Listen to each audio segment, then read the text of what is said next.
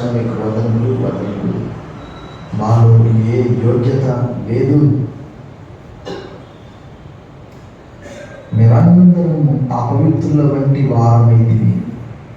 మా నీతి క్రియలన్నీ మురికి గుడ్డల వలె ఆయను. భక్తుడు యెషయా 64:6 అంటున్నాడు. దయగల తండ్రి, ఈ సాయంకాలం మాలో ఏ మంచి, ఏ నీతి, ఏ కోశాలు లేదు. అయినప్పటికీ మమ్మల్ని వెతికి రక్షించారు, వెతికి ప్రేమించారు. లోబడగలని ప్రజల వైపు తెరవెల్లా చేతులు చాస్తున్నానన్నా, నా ప్రజలు కాని వారికి నా ప్రజలని, ప్రియురాలు కాని దానికి ప్రియురాలని పేరు పెట్టారు ప్రభువా. నీకు వందనాలు. ఈ రాత్రి నీ ప్రియకుమారుడైన క్రీస్తులు మాకు అనుగ్రహించిన అద్భుతమైన, అమోఘమైన పరలోక భౌతిక దీవెనలను బట్టి వందనములు చెల్లిస్తూ ఈ స్తుతి ఆరాధన మా రక్షకుడు, మా విమోచకుడు, త్వరగా రానైన క్రీస్తు యేసు వారి శక్తి దివ్యగల నామంలో నీకు సమర్పిస్తున్నాం మా ప్రియ పరలోక తండ్రి. ఆమేన్. దయచేసి కూర్చోండి. Please be seated. A warm welcome to this united service. సాయంకాలపు ఆరాధన కూర్చున్నందరినీ ప్రేమపూర్వకంగా ఆహ్వానిస్తున్నాను. A great you all in the name of our Lord and Savior Jesus Christ. ప్రభువు రక్షకుడైన యేసుక్రీస్తు వారి దివ్య నామంలో మీ అందరికీ శుభములు, సమాధానం కలుగుగాక. మరి మనము సిద్ధినగర్లో మా ఇంటి దగ్గరనే శివ ఇక్కడ ఇందిరా భవన్ దగ్గర బెల్ట్ షాప్లో పనిచేస్తాడు. మరి ఈ మధ్యలోనే ఎక్కువగా పరిచయం అయ్యి గాస్పెల్ కూడా చెప్పాము. ఒక కుమారుడు, కుమార్తె, మరి వారు ఇంకా ప్రభువుని విశ్వసించలేదు. ఇంటికి వెళ్ళి నేను పాస్టర్ గారు దాదాపుగా ఒక ఆదివారం ఐక్యారాధన లేని సమయంలో ఇంటికి వెళ్ళి చాలా సమయం ఉండి వాక్యం చెప్పి ప్రార్థించి వచ్చాము. సో తన కొరకు, తన రక్షణ కొరకు ప్రార్థన చేయండి. కూర్చో శివ. ప్రభునందు మిక్కిలి ప్రియులారా, మీ అందరూ క్షేమంగా తలస్తూ మీ అందరి కొరకు ప్రార్థిస్తున్నాము. మరి మనందరికి తెలుసు, కేంద్రంలో, రాష్ట్రంలో ప్రభుత్వాలు మారిపోయాయి. మరి చాలామంది ఆంధ్రప్రదేశ్ రాష్ట్రంలో ఫలాని గవర్నమెంట్ ఎందుకు రాలేదు అని చాలామంది అనుకుంటారు. కానీ అంతా దైవచిత్తమని. ప్రభుత్వాలు ఏమి ఇచ్చినా తప్పకుండా మనం వాటన్నిటికి కూడా ప్రార్థన చేయాలి, వాటన్నిటికీ మనం లోబడాలి. వాక్యం సెలవిస్తున్నది. ఇంకా మనం లోక పోగొడకూడదు. అంటే కొంతమంది అంటుంటారు కదా, వాడేవాడు వీడేవాడు అని. అది కాదు. అపోస్తలుడైన పౌలు పత్రికలన్నిటిలో, ముఖ్యంగా తిమోతికి రాసిన పత్రికలో అందరి కొరకు ప్రార్థన చేయాలని చెప్తాడు. రోమా పత్రిక 13వ అధ్యాయంలో అధికారులకు లోబడాలి, అధికారులు దేవుని పరిచారకులు అని చెప్తాడు 3 సార్లు. తీతుకు రాసిన పత్రిక 3వ అధ్యాయంలో చాలా స్పష్టంగా చెప్తాడు. కాబట్టి మనము ప్రభుత్వాలు మారుతూ ఉంటాయి, కానీ మనం ఈ లోకంలో ఉన్నప్పుడు పేతురు రాసిన మొదటి పత్రికలో పేతురు గారు చెప్పిన రీతిగా ముష్కరులైన అధికారులకు సైతం మీరు లోబడి ఉండాలని చెప్పాడు. కాబట్టి మనకు అధికారి ఎవరైనా, నాయకుడు ఎవరైనా వారి క్షేమము, బబులోను క్షేమం కొరకు ప్రార్థన చేయమని దేవుడు ఎలా అయితే చెప్పాడో, మన భారతదేశ క్షేమం కొరకు, మన నాయకుల కొరకు మనము ప్రార్థన చేయాలి. అయ్యో ఫలాని ప్రభుత్వం వచ్చింది కదా అని అనుకోవడానికి వీల్లేదు. ఎందుకంటే అంత దైవచిత్తమే అది. మనం అనుకుంటాము. ఉదయకాలం కూడా చదివించాను. 103వ కీర్తన 19వ వచనంలో మనం చదివితే అక్కడ చాలా స్పష్టంగా చాలా చోట్ల ఉన్నది. 93వ కీర్తన 1వ వచనం కానీ, 103వ కీర్తన 19వ వచనం కానీ చాలా చోట్ల యెహోవా ఆకాశమందు తన సింహాసనమును స్థిరపరిచి ఉన్నాడు, ఆయన అన్నిటి మీద రాజ్య పరిపాలన. ఇంకా మనం అనేక చోట్ల 102వ కీర్తనలో కూడా 20వ వచనంలో నీవు ఏకరీతిగా నుండువాడవు, నీ సంవత్సరములకు అంతము. అంటే ఈ ప్రభుత్వాలు 5 సంవత్సరాలే ఉండేది. కానీ దేవుని వాక్యంలో మనం చూస్తే 93వ కీర్తనలో కూడా రాయబడింది 1వ వచనంలో, యెహోవా రాజ్యము చేయుచున్నాడు, ప్రభావము ఆయన వస్త్రముగా ధరించి ఉన్నాడు, యెహోవా బలము ధరించి బలంతో నడుము కట్టుకుని ఉన్నాడు, కదలకుండునట్లు భూలోకము. ఇంకా అనేక చోట్ల 5వ వచనంలో నీ శాసనములు ఎన్నడూను. ఒకనొక సందర్భంలో నేను విన్నటువంటి ప్రభుత్వాలు కూడా మత గ్రంథాల్లో నుంచే కొన్ని ముఖ్యమైనటువంటివి తీసుకుంటారు. ఉదాహరణకి ఇందిరాగాంధీ ప్రభుత్వంలో ఒక 3 విషయాలు వారు తీసుకున్నారు. ఏంటంటే మకాన్, రోటీ ఔర్ కపడా. అది పాత నిబంధన గ్రంథంలో ముఖ్యంగా ద్వితీయోపదేశ కాలంలో మాట. అది ప్రతి ఒక్కరికి గృహము, వస్త్రము మరియు ఆహారం రొట్టె. కాబట్టి ఈ ప్రభుత్వాల ద్వారా కూడా దేవుడు కార్యం చేస్తాడు. వారి కొరకు మనము ప్రార్థించాలి, వారికి లోబడాలి. ఇది మనం చదువుకున్నటువంటి లేఖన భాగము. We have read the scripture, the gospel according to Saint Luke chapter 24 verses 24 to 32. మరి ఈ యొక్క పోస్ట్ రిజరెక్షన్ ఇన్సిడెంట్ ఒక్క లూకా ఒకడే రాస్తాడు. It's a long conversation. It's a mobile Bible school. యేసుప్రభు వారు చనిపోయి సమాధి చేయబడి తిరిగి లేపబడ్డాడు. ఆ 3వ దినము అక్కడ మాట్లాడుతూ వెళ్తూ ఉన్నాడు. వారు అప్పటికి ఆయన గుర్తుపట్టలే. వారితో సంభాషణ చేస్తూ ఉన్నప్పుడు, రొట్టె విరిచినప్పుడు వారి కళ్ళు తెరవబడి ఆయన వారు గుర్తుపెట్టారు. ఇంకా మనం ఒక లేఖన భాగాలు చదువుకొని కొంత సమయం మనం ధ్యానం చేద్దాం. 2 లేఖన భాగాలు మనం చూద్దాం. ఒకటి లూకా సువార్త 24:29, 2 కీర్తనలు 23:4. ఈ 2 వచనాలు చదివి మనం ముందుకు వెళ్దాం. మనం అందరం కలిసి 24:29 ఒకేసారి చూద్దాం. వారు సాయంకాలం కావచ్చినది, ప్రొద్దు గుంకినది, మాతో కూడా ఉండుమని చెప్పి ఆయనను బలవంతం చేసింది కనుక ఆయన వారితో కూడా ఉండుటకు లోపలికి వెళ్ళారు. మరొక లేఖన భాగం అని చెప్పాను. 23వ కీర్తన 4వ వచనం. ఈ దినం మనం ఉత్తర ప్రతిత రీతిగా చదువుకున్నాము. 23:4 అదనంగా చదువుకున్నాము. గాఢాంధకారపు లోయలో నేను సంచరించినను ఏ అపాయములకు భయపడను. నీవు నాకు తోడైండు, నీ దొడ్డుగానయు నీ దండము నన్ను. మరి ఈ సంభాషణ ఎంతమంది వాస్తవంగా ఎన్నిసార్లు చదివారు, ఏమర్థం చేసుకున్నారు? ఎంతమంది ఈ పోస్ట్ రిజరెక్షన్ ఆ ప్యాసేజ్ ఎంతమంది చదివారు? జస్ట్ ఊరికి అడుగుతున్నారు. Decide 1, only 1, 2, 3, 4, only few people. మనం ప్రతి లేఖన భాగం చాలా ప్రాముఖ్యమైనది. కొంతమంది అంటారు, కొంతమంది అడుగుతుంటారు, సార్ ఇంపార్టెంట్ ఏమన్నా చెప్పండి సార్ అంటే. అది కారణం ఒకటి వదిలిపెట్టేసామా? ఆది యందు అనే మాట విడిచిపెట్టేసామా? ప్రకటన తీసుకుందామా? అలా కాదు. ఈ సంభాషణ మనం జాగ్రత్తగా గమనిస్తే ఆ సర్వశక్తి గల దేవుడు ఈ భూమి మీద అవతరించి 33.5 సంవత్సరాలు లేక 33 సంవత్సరాలు ఆయన జీవించి చనిపోయి సమాజం తిరిగి లేపబడ్డ తర్వాత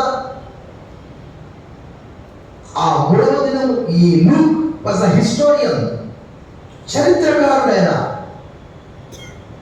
also he was a physician. ఆయన ఒక వైద్యుడు, చరిత్రకారుడు. ఎందుకంటే మీరు ఎప్పుడైనా సమయం ఉన్నప్పుడు లూకా సువార్త 1:1, అపోస్తలుల కార్యములు 1:1 మీరు కంపేర్ చేసుకోండి. సపోజ్ ఇక్కడ ఏదైనా సంఘటన జరిగింది అనుకోండి. సపోజ్ ఒక వ్యక్తి వాక్యం చెప్తూ ఉంటే మూర్ఛతో పడిపోయాడు అనుకోండి. ఈ వార్త మీరు అందరూ చూస్తారు. మీరు వెళ్ళి ఇంట్లో ఎవరికైనా చెప్తారు, చర్చిలో పాపం ఫలానైనా పడిపోయాడు, లేక హీ వాజ్ హాస్పిటలైజ్డ్ అని చెప్తూ, ఇది నేను వెళ్ళిన తర్వాత నేను కూడా మా పిల్లలకో ఇంటికొక వారికో ఎవరికైనా చెప్తాను. అలాగే జరిగినటువంటి సంఘటనలు రికార్డ్ చేయడానికి లూక్ అలా వాడబడ్డాడు దేవుడి చేతిలో. సో ఇక్కడ పోస్ట్ రిజరెక్షన్లో ఏం జరిగింది అని అంటే, అక్కడ లూక్ ఒకడే రాస్తాడు ఈ హిస్టరీ అంతా కూడా. ఆయన యెరూషలేముకి ఆమడ దూరంలో ఉన్నటువంటి ఎమ్మాయి మార్గంలో 2 వ్యక్తులు నడుచుకుంటూ వెళ్తూ ఉన్నారు. వారితో పాటు యేసుప్రభు వారు కూడా నడుచుకుంటూ వెళ్తూ ఉన్నారు. ఆ సంఘటన అంతా 13 నుంచి మనం చూస్తాం. అక్కడ మాట్లాడుతూ ఉన్నప్పుడు అక్కడ ఏం జరిగింది? వారు మాట్లాడుకుంటున్నారు. దేవుడి వాక్యంలో ఏమని రాయబడ్డది? చాలా కాలం క్రితం బైబిల్ కాలేజీలో దాదాపు ఒక 20 years క్రితం ఒక బైబిల్ కాలేజ్ ప్రిన్సిపల్ చెప్పేవాడు. అంటే ఇద్దరు డాక్టర్లు కలిసినప్పుడు వారి ప్రాక్టీస్ గురించి, ఇద్దరు అడ్వకేట్లు కలిసినప్పుడు వారి ప్రాక్టీస్ గురించి, లేక ఒక పోలీస్ కానిస్టేబుల్ ఒక హెడ్ కానిస్టేబుల్ కలిసినప్పుడు వారు ఏంటి, మా సిఐ ఇట్లా, మా ఎస్ఐ ఇట్లా, మా డిఎస్పి ఇట్లా, కేసులు ఇవి, రకరకాల సమస్యలు మాట్లాడారు. అంటే వాళ్ళ డిపార్ట్మెంట్ సంబంధమే. కానీ మరి దేవుని బిడ్డలు మలాకీ గ్రంథం 3:16 ఏమని రాయబడింది? అప్పుడు యెహోవా యందు భయభక్తులు గల వారు ఒకరితో ఒకరు మాట్లాడుకుంటుండగా యెహోవా చెవియొగ్గి ఆలకించెను. ఇక్కడ కూడా వారిద్దరు మాట్లాడుతూ మాట్లాడుతూ మాట్లాడుతూ వెళ్తూ ఉన్నారు. ఏం మాట్లాడుతున్నారు? యెరూషలేములో యేసు ప్రభువుని చంపేశారని, ఆయన శక్తి గల ప్రవక్తని, ఆయనను అన్యాయంగా సిలువ వేశారని, తర్వాత అన్నిటికంటే ప్రాముఖ్యమైనటువంటిది ఏంటి అంటే, ఈ దినం ఉదయకాల సమయంలో చూపించాను, మెస్సియా వస్తాడు, రోమీల పరిపాలన నుంచి వారిని విడిపిస్తాడు అని లూకా 1:17, లూకా 2:38లో ఆమె విమోచనకుడు కనిపెట్టుచున్న వారిలో ఆమె ఉన్నది. అన్నాను ప్రవక్తి బాప్తిజం ఇచ్చి యోహాను ఆయన రాకడను గురించి చెబుతూ ఉన్నాడు. ఇక్కడ కూడా ఈ ఇద్దరు కూడా చూడండి, అక్కడ 21వ వచనంలో 24-21 ఇశ్రాయేలును విమోచింపబోవాడు ఈయనే అని మేము నిరీక్షించి ఉంటిమి. ఇదిగాక ఈ సంగతులు జరిగి నేటికి మాట్లాడుతూ మాట్లాడుతూ వెళ్తూ ఉన్నప్పుడు ఆయన వారితో కూడా నడుస్తూ వాళ్ళు అంటున్నారు, తెలియదా నీకు యెరూషలేములో జరిగిన సంఘటన తెలియవా అని యేసుప్రభునే అడుగుతున్నారు వారు. కానీ వారికి ఆయన అదృశ్యుడిగా ఉన్నాడు, వారు ఆయన గుర్తుపట్టలేదు. కారణం ఏంటో వాళ్ళకి తెలియదు. అంటే మహిమా స్వరూపంలో ఉన్నాడా, లేక అదృశ్యుడిగా ఉన్నాడా, లేక మారు రూపంలో ఉన్నాడా? మార్క్స్ 16 అయితే మారు రూపం అని రాయబడ్డది. మరి వాళ్ళు గుర్తుపెట్టలేదు. గుర్తుపెట్టకుండా వెళ్తూ ఉన్నారు. అంటే ఈ ఇద్దరు ఎవరైనా మనకు తెలియదు. వాస్తవంగా 12 మంది శిష్యుల్లో ఉన్నారా, 70 మంది శిష్యుల్లో ఉన్నారా? లూకాలో 70 మంది గురించి అక్కడ రాయబడ్డది, మనకు తెలియదు. కానీ ఆ ఇద్దరు, ఒక వ్యక్తి పేరు అయితే అక్కడ రాయబడ్డది. అక్కడ చాలా మంది రెండో వ్యక్తి పేరు కూడా చెప్తూ ఉంటారు, కానీ మనకు అవసరం లేదు. అది 18వ వచనంలో వారిలో క్లెయోఫా అనువాడు యెరూషలేములో బస చేయుచుండి ఈ దినములలో అక్కడ జరిగిన సంగతులు నీ ఒకడవే ఎరగవా అని ఆయన అడిగారు. ఆయన అవి ఏమని వారిని అడిగారు. యేసు ప్రభువు అడుగుతున్నాడు, అతను చెప్తున్నాడు, you do not know all these things what has happened in Jerusalem అంటే అప్పుడు వారు చెప్తూ ఉన్నారు. ఈ సంఘటన జరిగిన తర్వాత అంతా కూడా మనం జాగ్రత్తగా చూస్తే వారు మొట్టమొదటిగా నమ్మలేదు. కాబట్టి 25వ వచనంలో యేసు ప్రభువు వారు ఈ మాట మాట్లాడుతున్నారు. చూడండి అక్కడ, అందుకు ఆయన అవివేకులారా, ఓ ఫూల్స్, ప్రవక్తలు చెప్పిన మాటలన్నింటినీ నమ్మని చాలు. చూడండి, ఈ సంభాషణ జరుగుతూ ఉన్నప్పుడు వారు చెప్తూ ఉన్నారు, ఏమని చెప్తున్నారు? అయ్యా, ఆయన చనిపోయి సమాధి చేయబడి తిరిగి లేపబడ్డాడు. ఆ విషయము దేవదూతల ద్వారా వీరికి సమాచారం అందించబడ్డది, కానీ ఇది నమ్మశక్యము కాకుండా ఉన్నది అని వారు సందేహం అక్కడ రాయబడ్డది. ఏమని రాయబడ్డది? కొందరు దేవదూతలు తమకు కనబడి ఆయన బ్రతికున్నాడని చెప్పినని మాతో చెప్పి మాకు విస్మయము.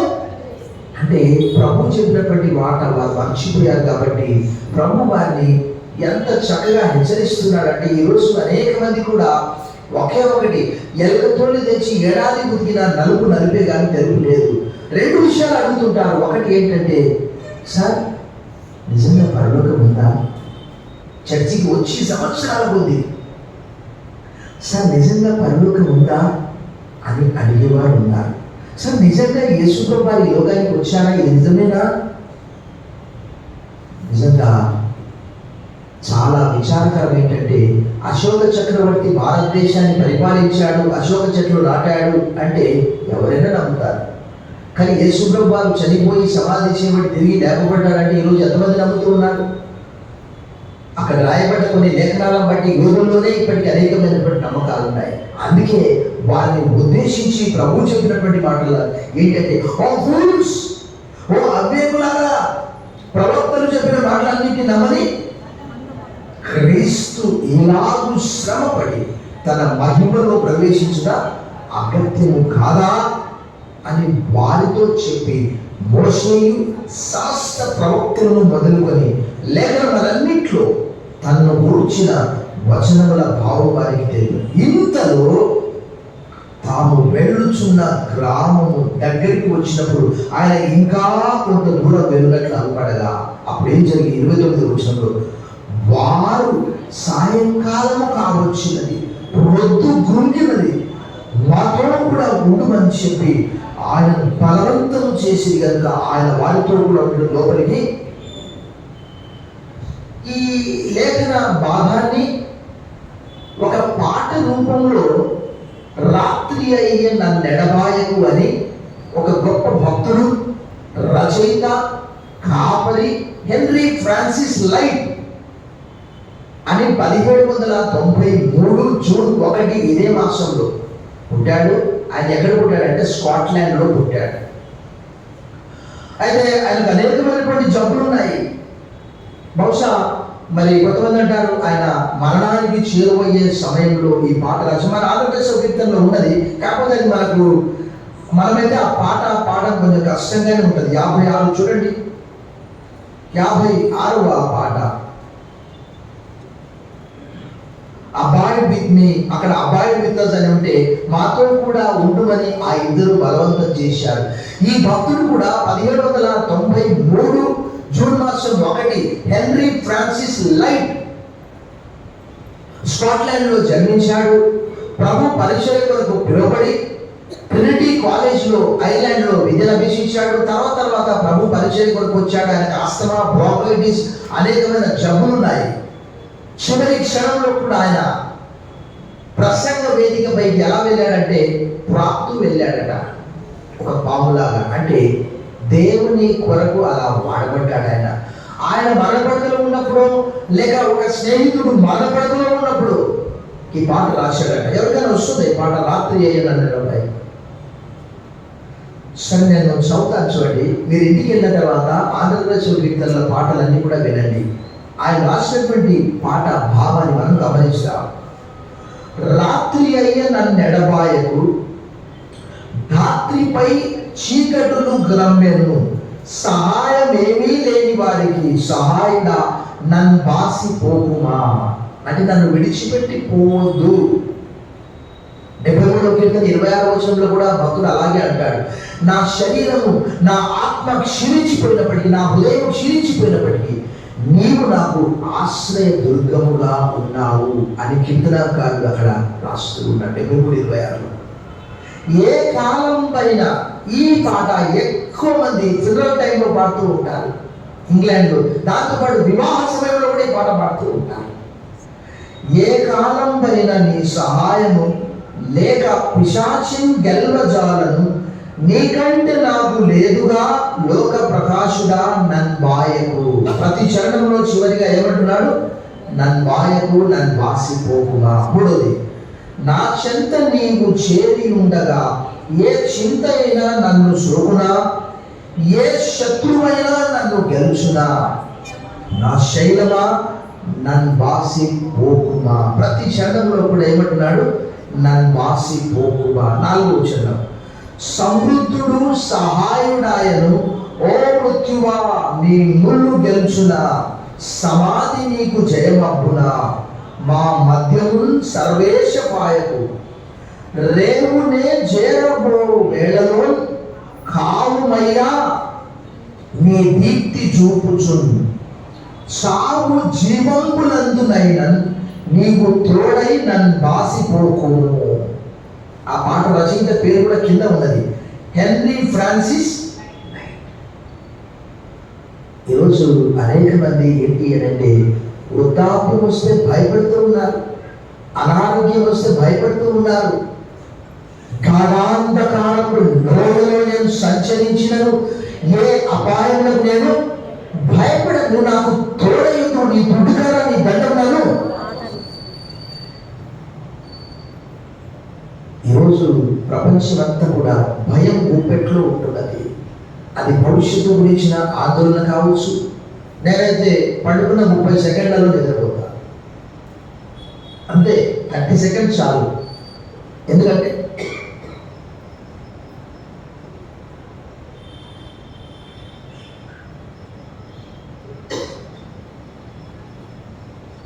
మోస్ట్లీ నేను పగలు పడుకోను. కాబట్టి రాత్రి పడుకోగానే ఏ సమయంలోనైనా ఇంకా పడుకునే ముందు ఒకవేళ ఏదైనా చదవడమో వినడమో అలా చేస్తే అది ఉదయం వరకు అలా రీల్లాగా తిరుగుకుంటూ ఉంటుంది. భక్తులు కీర్తనల గ్రంథం అంతట్లో కూడా నాకు భయము సంభవించు దినమున నేను ఆశ్రయించుదని అంటాడు. ఆ లేఖన భాగం 56 కీర్తన 3వ వచనంలో రాయబడ్డది.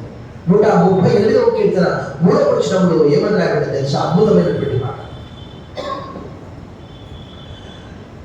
నేను మొరపెట్టిన దినమున నీవు నాకు ఉత్తరమిచ్చితివి, నా ప్రాణంలో త్రాణ పుట్టించి నన్ను ధైర్యపరచితివి అని 138వ కీర్తన 3వ వచనంలో భక్తులు అంటున్నారు. ప్రభువుకు మిక్కిలి ప్రియులారా, మీరు కూడా ఈ ఇద్దరు ప్రభువును ఆహ్వానిస్తూ ఉన్నారు. ప్రభు నాతో కూడా ఉండు. ఈరోజు అనేక మంది ఏంటంటే వస్తు వాహనాలను బట్టి, వారికి ఉన్నటువంటి సంపదను బట్టి, ఐశ్వర్యాన్ని బట్టి, ధనాన్ని బట్టి ఏ ఇంట్లో కూడా మనం చూస్తున్నాం ప్రార్థన అనేది లేదు. కారణం ఏంటంటే బిజీ. మళ్ళీ ఏమని రాశారు? యేసు క్రీస్తు ఈ గృహమునకు అధిపతి. Christ is the head of this house. ఇంతకుముందు ఇంట్లో ఉండేది, ప్రభావం మా ఇంట్లో ఉండదు, దాన్ని తెచ్చి దాన్ని బయట పెట్టారు. చూడండి ఎంత విచారకరంగా. మీరు బయట ఇల్లు చూస్తే Christ is the head of this house అంతే. ఇక లోపలికి పోయిన తర్వాత భలే మంచి చౌక బేరం, ఇంటింటికి రూమ్కి ఒక టెలివిజన్, ఇంకా మొబైల్ ఉంది కదా ఎక్కడైనా.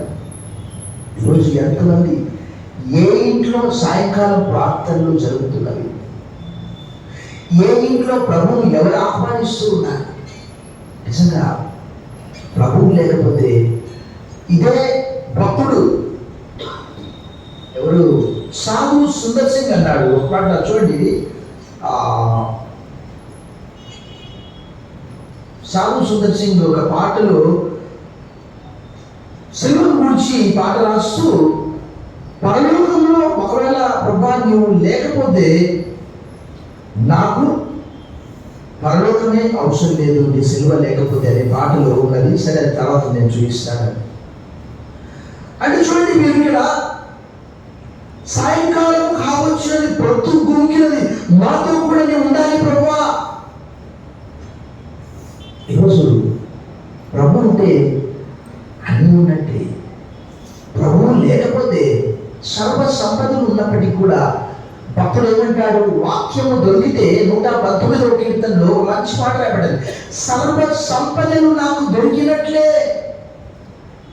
ఈరోజు వాక్యాన్ని మనం యేసు ప్రభువులు కదా వారు మర్చిపోయి 3 దినాల ప్రయాణం అంతా దూరం అంతా వెళ్ళిపోయి 3 రోజుల తర్వాత వాళ్ళు వచ్చారు. ఈరోజు సంఘం కానీ వ్యక్తిగతంగా కానీ సమస్యలు వస్తే, కుటుంబ సమస్యలు వస్తే, వ్యాపారంలో సమస్యలు వస్తే, ఈరోజు అనేక మంది మానసిక సమస్యలు ఎక్కువైపోయాయి. చూడండి, ఈ మధ్య వార్తాపత్రిక వచ్చింది, ఒక 10 days అయితే కాల్ సెంటర్ పెట్టారు గవర్నమెంట్ వారు. కారణం ఏంటంటే మానసిక జబ్బు, మందులు లేవు.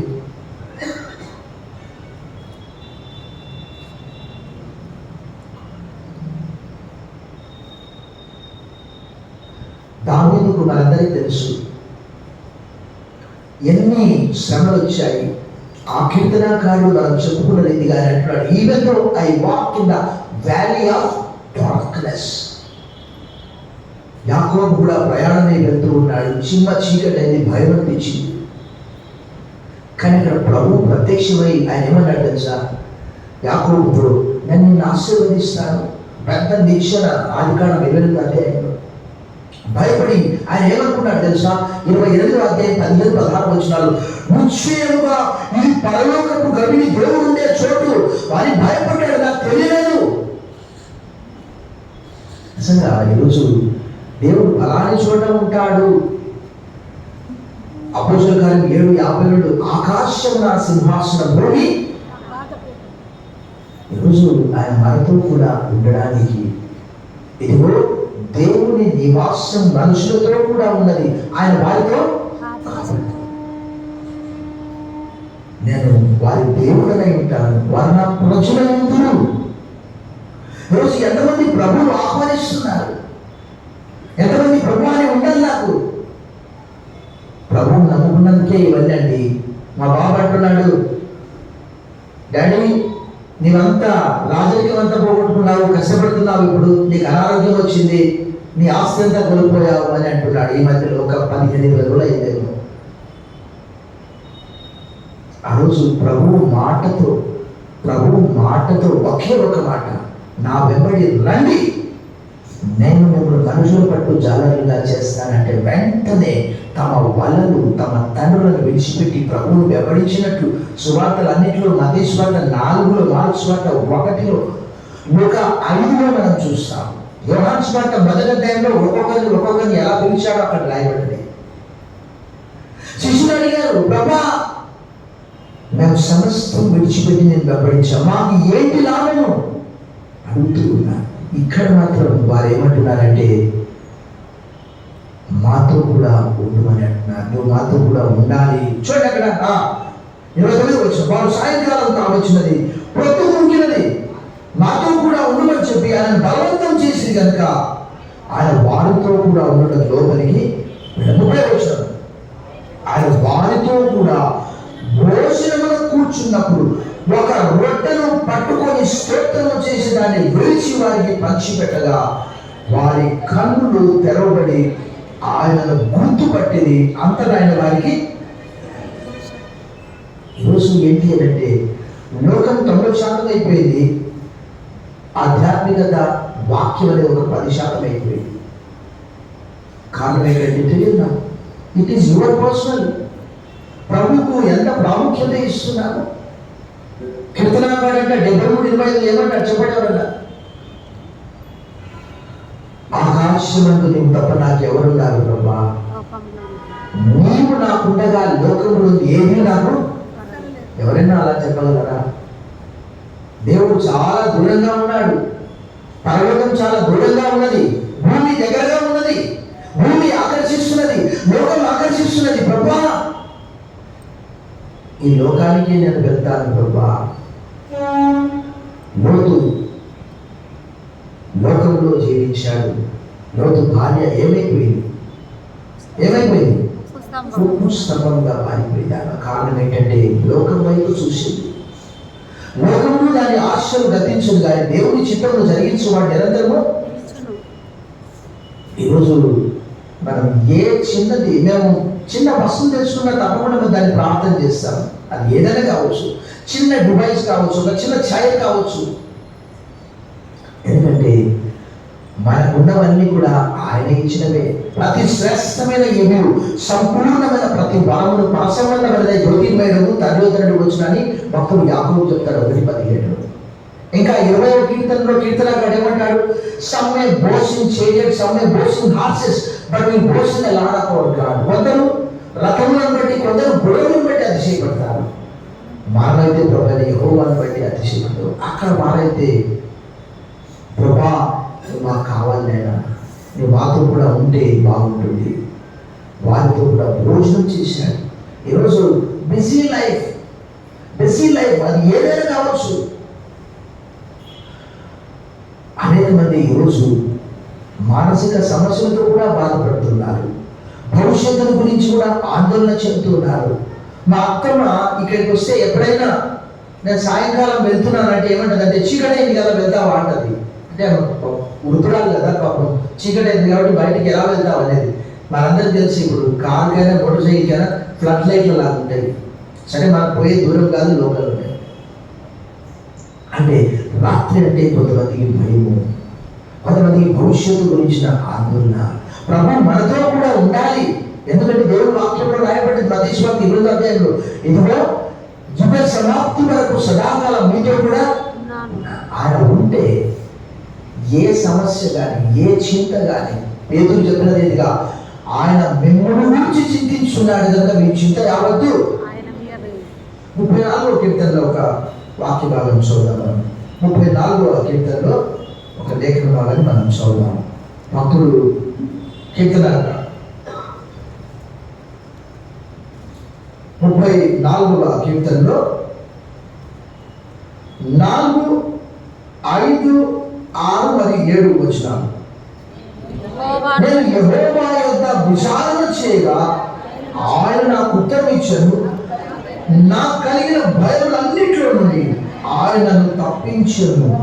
వారు ఆయన తట్టు చూడగా వారికి వెలుగు కలిగను, వారి ముఖములెన్నడూ లజ్జింపకపోను. ఈ వీరుడు మొదలుపెట్టగా యెహోవా ఆలకించను, అతని శ్రమలన్నిటిలో నుండి అతని యెహోవా యందు భయభక్తులు గల వారి చుట్టూ ఆయన దూత కావలి వారిని. కొన్నిసార్లు మనం ప్రభా నువ్వు నా వెంట రాబోతున్నాయన, ఎందుకంటే నేను ఫారెన్ రెస్టారెంట్కి వెళ్తున్నాను, ఫలానా సినిమా థియేటర్కి వెళ్తున్నాను ప్రభా, ఫ్రెండ్స్ వెంబడి వెళ్తూ ఉన్నాను, నాతో కూడా రాబోతున్నాయనా నువ్వు. నిజంగా కాలం మారిపోవచ్చు. దేవుని వాక్యంలో రాయబడింది కాలాలు యుగాలు మారిన హెబ్రీ పత్రిక 13:8 ప్రకారం Jesus Christ is the same yesterday today and for ever. యేసుక్రీస్తు నిన్న నేడు నిరంతరము ఏకరీతిగా ఉన్నాడు. ఆయన దృష్టికి 1000 సంవత్సరాలు గడిచిన నిన్నటి దినములే ఉన్నాయట. మనం ఎంతటి వారు, కానీ మనం ఈ లోకంలో ఉన్నప్పుడు ఎంత ప్రయారిటీ ఇస్తున్నాము, ప్రభువు మనం ఆహ్వానిస్తున్నామా, ప్రభాన్ని బలవంతం చేశారట. అక్కడ రాయబడ్డ నామకట ఆయన బలవంతం చేశారట. ప్రభాన్ని మాతో కూడా ఉండాలి అంటే ఈ దినం మనం అర్థం చేసుకోవాల్సింది ఏంటంటే ఎటున్నా బైబిల్ ఉండొచ్చు, కానీ మన ఓట్లో వాక్యం లేకపోతే లాభం ఏంటి? ఆధునిక యుగము అన్నీ ఆన్లైన్లోనే. మరి ఆఫ్లైన్ ప్రేయర్ ఏది? సమయానికి మనం ప్రార్థన చేయగలుగుతున్నామా? ప్రభు సన్నిధిలో ప్రభువును ఆహ్వానిస్తున్నామా? మన సమస్యలన్నిటికీ లోకంలో పరిష్కారం చేసే. ఎందుకంటే దేవుని వాక్యంలో రాయబడ్డది. యోహాను రాసిన మొదటి పత్రిక 4:4, యోహాను రాసిన మొదటి పత్రిక 5:4 అలా రాయబడ్డది. మేలో ఉన్నవాడు లోకంలో ఉన్నవాడి కంటే గొప్పవాడు, లోకమును జయించిన విజయము మన విశ్వాసం రాయబడ్డది. ఎంత విశ్వాసం ఉన్నదండి! విశ్వాసం దేనికి పోల్చబడ్డది? ఆవగించని పోల్చబడ్డది. వచ్చామా పోయామా, వివాహాలు జరిగితే మన పిల్లల్ని ఎవరికి ఇస్తున్నామో, ఏం కథలను, ఎవరిని పెళ్లి చేసుకుంటున్నామో, అది క్రైస్తవ పెళ్ళా, అన్యుల పెళ్ళా? కాలం మారుతుందని చెప్తూ ఉంటారు కొంతమంది. కాలం మారితే బైబిల్ ఏం మారలే కదా. బైబిల్ ఏమైనా మారిపోయిందా? పిల్లలు పుట్టగానే బైబిల్ మారిపోతుందా? అవి ఆజ్ఞలు. యెహోవానైన నేను మార్పు లేనటువంటి వాడనని మలాకి గ్రంథం 3:6లో దేవుడే చెప్పాడు. ఆ రోజు వాక్య స్వరూపి అయినటువంటి యేసు ప్రభువారిని ఆ ఇద్దరు కూడా ఆహ్వానించారు. మరికొన్ని విషయాలు చూసాం అక్కడ. లూకా సువార్త 24వ అధ్యాయంలో మరికొన్ని విషయాలు మనం చూసాం. 32వ వచనం,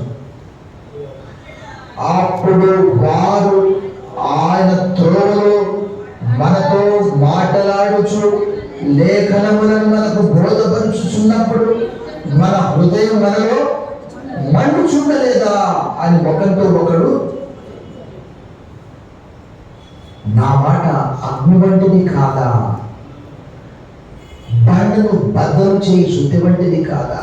ఎంతమందికి నేను చూశాను. ఒక పెద్ద మీటింగ్. ఏ మీటింగ్ అంటే ఒక కుల సమాజం మీటింగ్. జాగ్రత్తగా వినండి. కుల సమాజం మీటింగ్. కుల సమాజం చైర్మన్ అక్కడ కూర్చున్నాడు.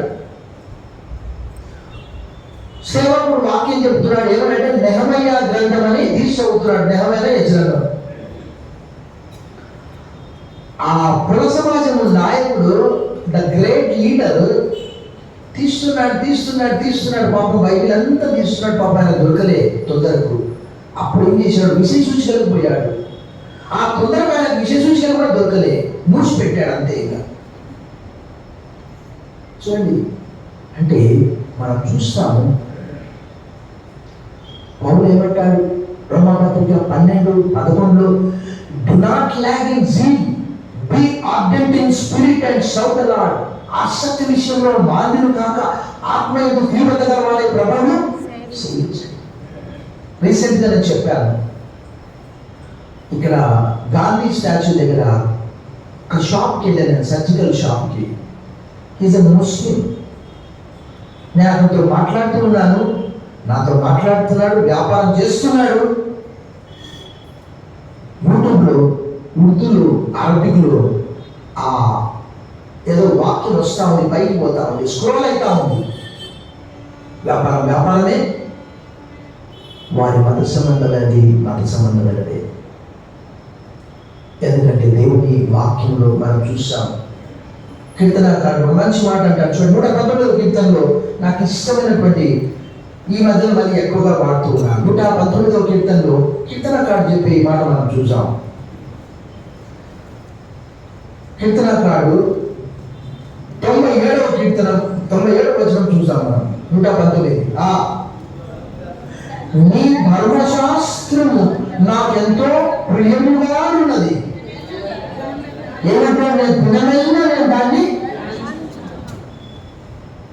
ఎంతమంది ఆడ పాస్టర్ గారు అక్కడ కూర్చొని ఉంటాడు, ఆ పాస్టర్ గారిని చూడకుండా ఆ క్యాలెండర్లో ఉన్నటువంటి ఐక్యాల క్యాలెండరు, లేకపోతే రోడ్ స్టార్ 1, 2, 3 సర్వీసుల క్యాలెండర్లు అక్కడ ఉంటాయి. నేను ఎక్కడైతే కూర్చుంటే అక్కడ వాక్యం చదువుకోవడం. స్తోత్రం నాయనా, ఈ చిన్న వాక్యం గొప్ప వాక్యం.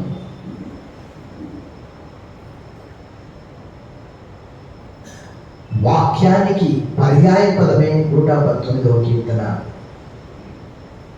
నీ ధర్మశాస్త్రం నాకెంతో ప్రేమగా ఉన్నది, దినమెల్లా నేను దాన్ని ధ్యానిస్తున్నాను.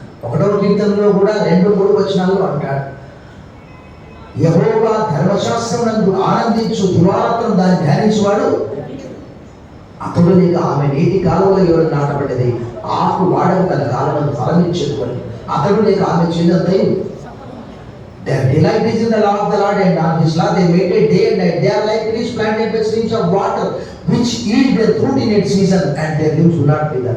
In all that they do, they prosper. ఈరోజు మన జీవితాలు ఎక్కడ వేసినా గోగడి అక్కడే, గొర్రె తోక బెత్తడే అన్నట్టు ఎందుకున్నాయి?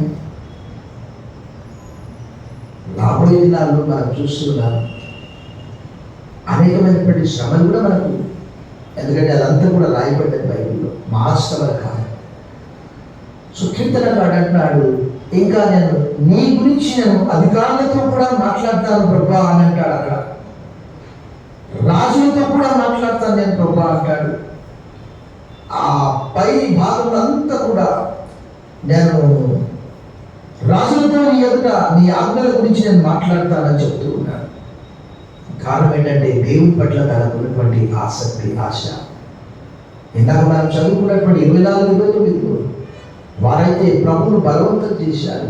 ఈరోజు మనతో కూడా ప్రభా నీవు ఉండాలి, నాకు నీవు ఉంటే నాకు అన్నీ ఉన్నట్టే. నీవు లేకపోతే ఎన్ని ఉన్నప్పటికీ కూడా మన ఇంట్లో, మన ఒంట్లో, మన జీవితంలో ప్రభువు లేకపోతే అక్కడ లైఫ్లెస్, జీవము లేనటువంటిది.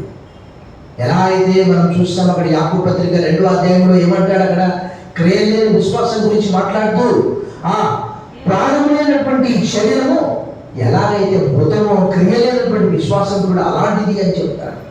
శరీరం దానిలో ప్రాణం లేదు, లాభం ఏంటి? అలాంటి మనం ప్రభువును ఆహ్వానించకుండా, ప్రభువుని ఇన్వైట్ చేయకుండా మనం చూస్తాము. మార్త, మరియా వారిద్దరూ కూడా లూకా సువార్త 10వ అధ్యాయం 30 నుంచి 42 వచనాల్లో ఏం చేశారు? They have welcomed Jesus into their home. అప్పుడు మరియా యేసు ప్రభు యొక్క పాదాల యొద్దకు వచ్చినది. మార్త విస్తారమైన పని పెట్టుకున్నది. ఈరోజు అనేక మంది లోకమే ఇష్టం, అంతే. బండి వేసుకోవాలి, బయటికి వెళ్ళాలంటే ఒక్క క్షణం ఇంట్లో ఉండడం లేదు ఎవరు కూడా. కారణం ఏంటంటే అనేకమైనటువంటి కారణాలు. వ్యక్తిగత పని కావచ్చు, వ్యాపారం కావచ్చు.